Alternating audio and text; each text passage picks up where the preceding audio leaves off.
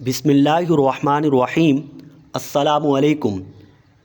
بعض لوگوں کو آپ نے سنا ہوگا کہتے ہیں کسی شخص میں 99 کفر پائے جائیں اسے بھی کافر نہیں کہہ سکتے۔ یہ فقہا نے کہا ہے، بعض لوگ ایسی بات کر رہے ہوتے ہیں۔ غامدی نے جب یہ بات کہی، جب اس سے سوال کیا گیا قادیانیوں سے متعلق، تو اس نے فوراً سے کہہ دیا کہ کوئی شخص اپنے آپ کو مسلمان کہتا ہو، میں اس کے اسلام کا انکار نہیں کر سکتا۔ اور بعض لوگ اس کے دفاع میں آ گئے کہ فقہا نے تو یہ بات لکھی ہے کہ کسی شخص میں 99 کفر پائے جائیں اسے بھی کافر نہیں کہہ سکتے۔ فقہا نے تو یہ لکھا ہے۔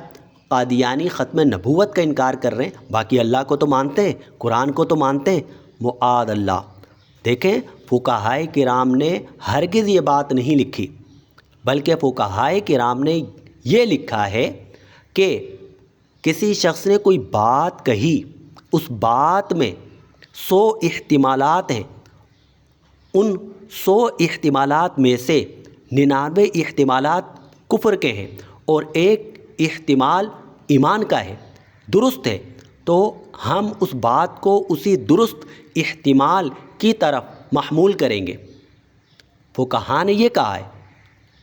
رہی یہ بات کہ کسی میں 99 کفر پائے جائیں تب بھی اسے کافر نہیں کہیں گے، فقہا نے یہ نہیں لکھا، بلکہ کسی شخص میں ایک کفریہ بات پائی جائے تب بھی وہ دائرہ اسلام سے خارج ہے۔ فقہا کی طرف یہ بات جھوٹ منسوب کی گئی۔ فقہائے کرام نے تو یہ فرمایا جو ہم نے بتایا۔ آ جائیے، 2 حوالے آپ کے سامنے پیش کر رہا ہوں۔ فقہ حنفی کی معتبر کتاب البحر الرائق میں ہے، اذا کان فی المسألۃ وجوہ توجب التکفیر ووجہ واحد یمنعہ فعلی المفتی ان یمیل الی الوجہ الذی یمنع التکفیر تحسینا للظن بالمسلم۔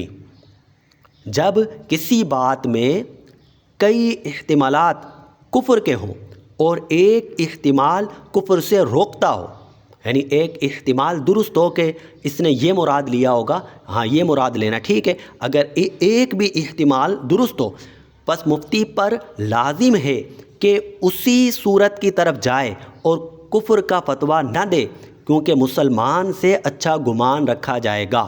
اسی طرح فتاوی شامی میں ہے، ذکروا ان المسألۃ التی فیہا احتمالات وفی احدہما ما یمنع الکفر لا یفتیٰ فیہا بالکفر بل یمیل الی ما یمنع۔